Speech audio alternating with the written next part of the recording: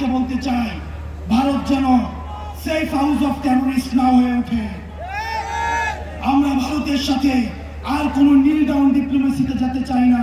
নত জানুর কোন ডিপ্লোমেসি ভারতের সাথে চলবে না। ভারতের সাথে সম্পর্ক হবে চোখে চোখ রেখে। আলমের রক্ত আমাদের গায়ে লেগে আছে, আহতর রক্ত আমার গায়ে লেগে আছে। আমার ভাই ইলিয়াস ঘুমিয়েছে, তাদের দুঃখ স্মৃতি আমাদের মনে আছে। তাদের রক্তের উপর দাঁড়িয়ে ভারতের সাথে কোন নত জানু সম্পর্ক আর হবে না।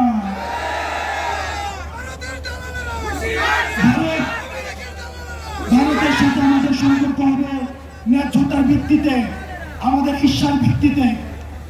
আমরা বলতে চাই, ভারত জঙ্গিদেরকে এখন আশ্রয় দিচ্ছে, জঙ্গিদেরকে পৃষ্ঠপোষকতা দিচ্ছে এবং গুজরাট কষায় আমার দেশে সাম্প্রদায়িক সম্প্রীতির সেলাসন দিচ্ছে। আমরা গুজরাট কষাইকে বলতে চাই,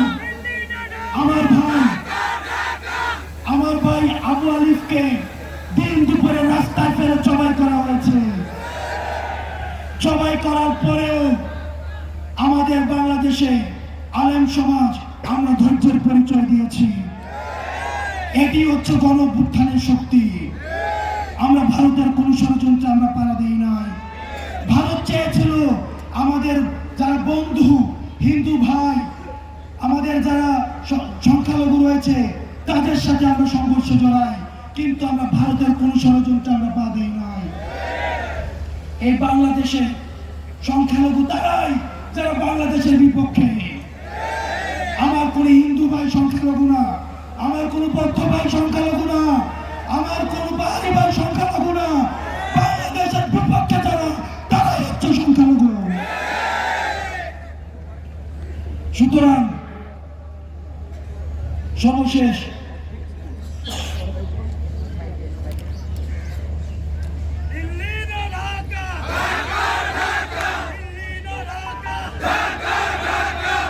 আমরা স্পষ্ট করে বলতে চাই, আসাদুজ্জামান খান কামালকে যখন পুলিশ দেখাচ্ছে, এই ছেলেগুলোকে একটা বুলেট মারা হয় আর 10টা দাঁড়িয়ে যায়।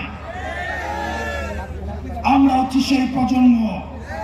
আপনারা যদি মনে করে থাকেন যারা হচ্ছে সমঝোতার রাজনীতিতে বিশ্বাস করেন, যারা চাচ্ছেন ব্যাকডোর দিয়ে সমঝোতা করবেন, মামলা বাণিজ্যের মধ্য দিয়ে সমঝোতা করবেন, মনে রাখবেন এই প্রশস্ত বুকের উপর দিয়ে তাহলে আবার বুলেট যেতে হবে।